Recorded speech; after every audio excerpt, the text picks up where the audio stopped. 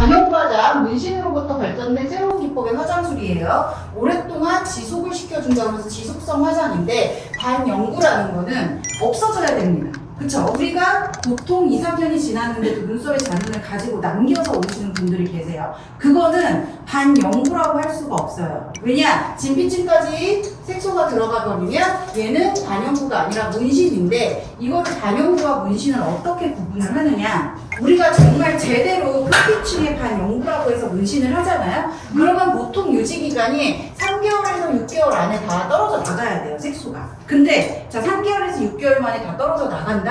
그럼 고객님들이 어떻게 생각하세요? 유지기가 너무 짧다. 그쵸. 유지기간이 너무 짧다고 생각하죠. 내가 돈 들여서 시간 들여서 비용 들여서 여기까지 와서 시술을 했는데 3개월밖에 안 가요. 6개월밖에 안 가요. 라고 생각을 하신단 말이에요. 그래서 이제 사람들이 조금 더 유지기간을 길게 하기 위해서 깊은 층까지 들어가게 되는 거예요. 진피층까지. 표피가 아닌 진피까지 들어가게 되면 각화 과정에 의해서 표피에 남아있는 색소들은 빠져나가고 진피층에 남아있는 색소만 남게 된다는 거죠. 근데 그렇게 되면 시간이 지나도 절대 빠지지 않는다 라고 생각을 하셔야 돼요. 근데 보통 우리가 6개월에서 길게는 2, 3년 정도 유지가 됩니다 라고 설명을 드려요. 2, 3년 정도가 지났는데도 내 눈썹에 잔흔이 남아있다, 얘는 죽을 때까지 빠지지 않는다 라고 생각을 하셔야 되는데, 요새는 옛날처럼 이 한 가지 기법만 시술을 하지 않아요. 예전에는 거의 대부분이 저 있잖아요, 자연 눈썹 있잖아요, 하나하나 그리는 거, 그거 해주세요. 그게 엠보, 그쵸? 엠보라는 기법이 있어요. 마이크로 블레이딩, 그 다음에 테더링,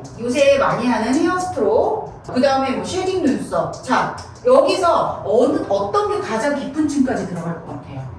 그쵸? 엠보가 가장 깊은 층까지 들어가요. 엠보는 칼이에요. 칼로 피부에 상처를 내죠. 그래서 지금 선생님들이 수업을 다 듣고 있는데 데모 실습을 하신 분도 있고 안 하신 분도 있어요. 근데 이제 눈썹을 보게 되면 기존에 한 번이라도 눈썹을 받아보셨던 분들 눈썹을 작게 들쳐서 보세요. 들쳐서 보면 엠보를 받으셨던 분들은 누구나 다 이렇게 칼자국이 남아 있습니다. 흉터가 남는 거예요. 결국은 남아요. 왜냐면 칼로 진피층까지 상처를 냈기 때문에 남는 건데, 아무리 우리가 얇게 표피층이 한다고 해도 아주 희미하게라도 남게 되는 게 엠보로 인한 잔흔, 상흔이 남는다는 거죠. 근데 페더링은 기계예요. 기계인데 엄청 가볍게 우리가 표피층 중에서도 거의 뭐 각질층 정도면 아주 가볍게 긁죠. 근데 엠보보다 유지기간이 길어요.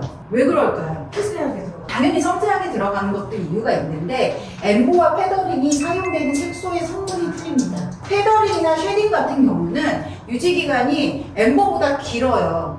근데 깊이가 더 얕게 들어가는데 엠보보다 길단 말이에요. 그거는 색소의 성분 때문이라서 반영구를 하실 때 시술의 도구가 어떤 거를 쓰여졌는지, 시술의 깊이가 어디까지 들어갔는지, 그리고 내가 사용하는 색소의 성분이 어떤 건지 그 세 가지를 다 가지고 조합을 하셔야 돼요. 그래서 이 고객님이 오셨을 때 이런 피부 타입인데 어떤 시술로 어떤 깊이로 내가 어떻게 어떤 테크닉을 사용을 할 건지를 먼저 머릿속으로 스토리를 다 만들어 놓으셔야 돼요. 그리고 나서 작업을 들어가셔야지 안전하게 시술을 할 수 있습니다. 근데 자 6개월에서 길게는 2, 3년 정도 유지기간으로 해야 되는데, 왜냐하면 시간이 지나면은 눈썹도요 유행이라는 게 있어요. 제가 지금 40대 중반이잖아요. 제가 고등학교 때는 이렇게 일자 한 줄짜리 정말 다 뽑아서 그렇게, 근데 어느 순간부터 일자 눈썹이 유행을 하기 시작했어요. 그쵸? 일자 눈썹이 유행을 하다가 지금 다시 조금 더 아주 세미 아치 스타일로 유행을 하고 있습니다. 그래서 눈썹의 유행의 흐름이 짧게는 5, 6년, 6, 7년으로 보셔야 돼요. 그래서 트렌드가 계속 변한단 말이에요. 근데 내가 잔흔을 가지고 있다. 그럼 어떻게 되겠어요? 디자인 변경이 어려워요. 18년 전에 눈썹 이렇게 일자로 해도 두껍고 짧고 일자로 해놓으셨던 분들이 지금 눈썹을 다시 하러 오셔서 하는 얘기가 저 좀 가늘게 아치로 해주세요 이런단 말이에요. 그러면 이 전에 있던 눈썹을 어떻게 우리가 커버를 하고 수정을 하느냐, 네, 그것도 되게 중요합니다. 가능한지 안 한지를 먼저 확인을 하고 손님을 받으셔야 돼요. 만약에 안 되는데 하나하나 결을 예쁘게 남겨주세요 이러는 거예요. 자, 색깔이 지금 진한데 우리가 아무리 진한 색깔의 컬러를 가지고 결을 넣는다고 해도 두 가지가 합쳐지면 결이 보이질 않아요. 근데 그거를 고객님들한테 이해를 시켜드려야 돼요. 그러니까 저희가 하기 싫어서 안 하는 게 아니라 해도 티가 안 납니다 라는 거를 설명을 하셔야 됩니다. 네, 그래서 깨끗하게 다시 예쁘게 눈썹을 만들고 싶으시면 병원에 방문하셔서 레이저로 제거를 하시고 한 번에 제거가 될 수도 있고 두 번, 세 번, 네 번, 다섯 번을 빼야지 제거가 될 수도 있겠죠. 그 피부가 완전히 100% 아물고 나서 재시술을 받으세요 라고 권하셔야 돼요.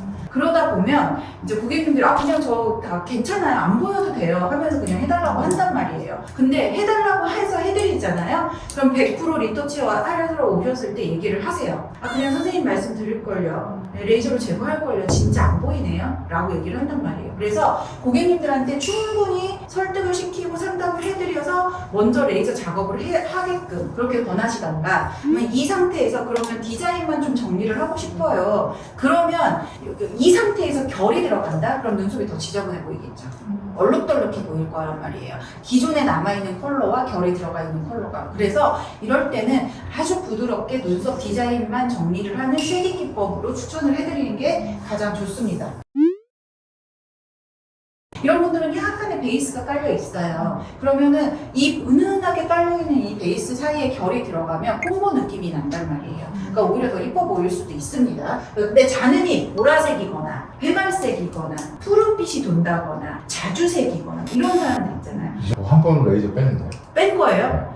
뺐을 때 흐려졌어요? 아니면 더 진해진 것 같아요? 약간 흐려졌어요. 약간 흐려지셨어요? 그러면은 선생님은 되게 깊은 층까지 들어가 있는 거예요. 진해지기도 합니다. 왜냐하면은 안에 진피층에 우리가 어떤 깊이만큼 누가 했는지 모르잖아요. 어떤 재료를 가지고 했는지 모르잖아요. 그러니까 시술 깊이가 어디까지 들어갔는지 몰라요. 왜냐면 그 시술 깊이를 알려면 피부를 단면을 봐야지만 이게 어느 층까지 들어가 있구나 색소가를 보이는데 우리 겉으로는 전혀 보이지가 않습니다. 그런데 여기서 만약에 선생님이 붉은 눈썹이에요. 근데 눈썹을 한 4-5번을 여러 번 작업을 했는데 최종적으로 남아있는 게 붉은색이에요. 근데 이 붉고 자주색이 싫어서 레이저를 뺀단 말이에요. 그러면 밑에 숨겨져 있던 색소들이 까만 색소가 차고 올라오는 경우가 있어요. 그러면은 오히려 레이저를 했는데 더 까맣게 팍 튀어 올라오는 경우도 있거든요. 그러니까 그거를 되게 조심하셔야 돼요. 그래서 레이저는 아무도 몰라요. 의사 선생님도 몰라요. 괜히 병원에 가서 나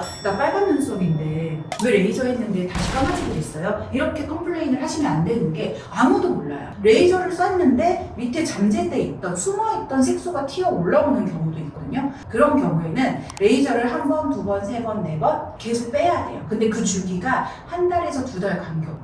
그래서 이제 고객님들 중에 1년 동안 나 눈썹 음식 빼고 왔어요. 1년 뺀 게 이 정도 상태예요 라고 얘기하시는 분들도 있죠. 그래서 선생님 뺐는데 조금 흐려진 것 같다? 그럼 선생님은 2-3번, 3-4번 더 빼셔야 돼요. 빼셔야지만 밑에 있던 색소를 계속 끌어올리는 거거든요. 깨끗한 피부가 나올 때까지 색소가 다 파괴가 돼서 없어질 때까지 계속 끌어올리는 거예요. 그래서 시술 깊이를 절대 깊게 하면 안 된다. 그래서 안전하게 시술을 해야 된다라는 걸 고객들한테 꼭 설명을 하셔야 돼요. 우리 미용실 많이 가잖아요. 저도 지금 머리 커트잖아요. 진짜 버티고 버티면 2달, 2달 반 요 정도 버티고 가는데 머리에는 자라요. 새로운 건강한 모발이 올라간단 말이에요. 근데 우리 피부는 한 번 망치잖아요? 절대 회복이 안 돼요. 특히 진피층이 손상이 간다? 그럼 절대 원래 상태로 돌아가지 않아요. 그래서 더 신중하게 생각을 하고 눈썹을 하셔야 되는 거예요.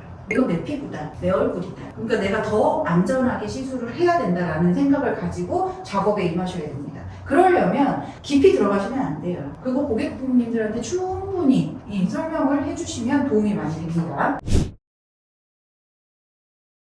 우리가 반영구를 하면서 요새 수요가 진짜 많이 늘었죠. 특히 대한민국은 인구의 반은 반영구를 했다라고 보셔야 돼요. 진짜 안 하신 분 찾기가 힘들어요. 그쵸? 근데 점점 여성에서 남성 층으로 확대가 되고 있어요. 저희도 어떤 날은 고객이 10명이 오잖아요. 10명 날짜인 경우도 있어요. 그럴 정도로 남자분들의 수요가 많이 증가가 되고 중년층에서 중장년층, 요새는 10대도 많이 옵니다. 근데 10대 같은 경우에는 부모님과 함께 동반, 부모님의 동의하에 시술을 하셔야 되는 거예요. 그러니까 뭐 예중, 예고 다니는 친구들이 있거나 아니면은 정말 공부에 방해를 받기 싫어서 외모에 신경 쓰는 시간에 공부를 조금 더 해라 해서 부모님들이 데리고 오는 경우들도 있기 때문에 이제 그런 거 꼭 미성년자는 확인을 하시고 하시면 되시고요. 실질적으로 우리가 의료기관에서 의사가 시술하는 경우는 1%도 안 돼요. 병원에서 방영구 한다는 거는 들어보셨죠? 병원에선 방영구를 많이 합니다. 근데 의사가 직접 시술합니다. 들어보셨어요? 저는 제가 대한민국에 딱 한 명 봤어요. 그 옛날에 유퀴즈에도 나오셨었죠. 그분 방영구가 아니라 타투를 하시는 분이시고, 자, 그 비의료기관에서 주로 가장 많이 하고 있죠. 그러면 방영구를 하는 수요시장, 눈썹, 입술, 방영구 경험자가 약 1,000만 명 이상이 추정이 된다라고 하는데 우리나라 인구가 5천만. 5천만 중에 1,000만 명 이상이 추정이에요. 왜냐면 지금 집계를 정확하게 낼 수가 없어요. 정확하게 통계를 낼 수가 없지만 대략적으로 1,000만 명 이상의 사람이 방영구를 경험을 했고 한 번 경험한 사람은 한 번만 하진 않는다. 그렇죠? 무조건 다시 로테이션이 되면서 1, 2년, 2, 3년, 3, 4년에 한 번씩 재시술을 한다. 그리고 방영구뿐만 아니라 문신까지 토탈하면 뭐 우리 영구 문신 있잖아요. 몸에 하는 타투. 그 인구 수도 약 300만 명 이상으로 추정을 합니다. 그래서 우리나라의 문신이든 반영구든 인구의 4분의 1은 반영구나 문신이나 다 경험이 한 번쯤은 있으신 분들이다. 자, 그래서 합계 애기 1년의 수요 시장이 이거는 정말 추산이에요. 추산. 약 1조 6천에서 2조 시장이라고 보시면 되는데 이게 점점 올라가고 있습니다. 선생님들도 이제 오픈 준비하시는 분들이 이런 얘기해요. 우리 동네는 시세가 이건데 그럼 저도 이거에 맞춰서 해야 되나요? 그럼 제가 뭐라고 말씀드려요?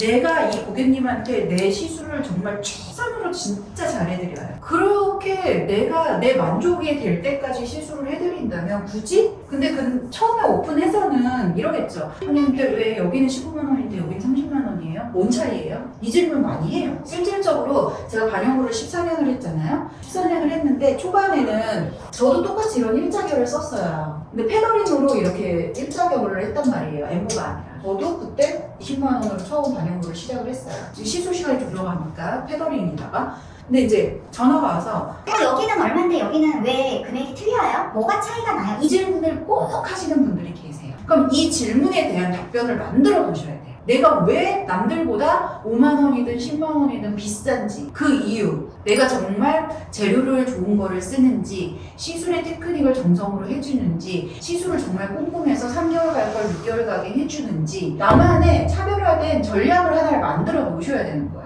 저는 그때 패더링을 했단 말이에요. 자, 엠보라는 기법과 패더링이라는 기법의 차이점을 설명을 하는 거죠. 엠보는 칼입니다. 피부에 상처를 남을 수도 있습니다. 패더링은 첫 번째 아프지 않습니다. 그리고 유지 기간이 조금 더 길게 유지가 될 수가 있고, 그리고 시간이 지나면서도 컬러의 변색이 거의 오지 않아요. 그리고 표피층 시술을 하잖아요. 표피층 시술을 하기 때문에 좀 더 안전하게 시술을 합니다라는 거를 설명을 드려야 돼요.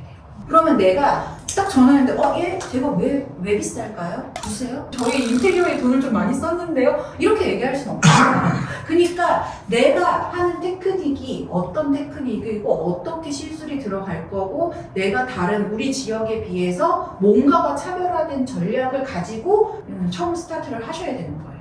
그러려면 머릿속으로 생각을 진짜 많이 하셔야 돼요. 많이 하고 연구를 하시고 그렇게 해서 내가 앞으로 어떻게 진행을 할 것이냐 그거를 찾으셔야 됩니다.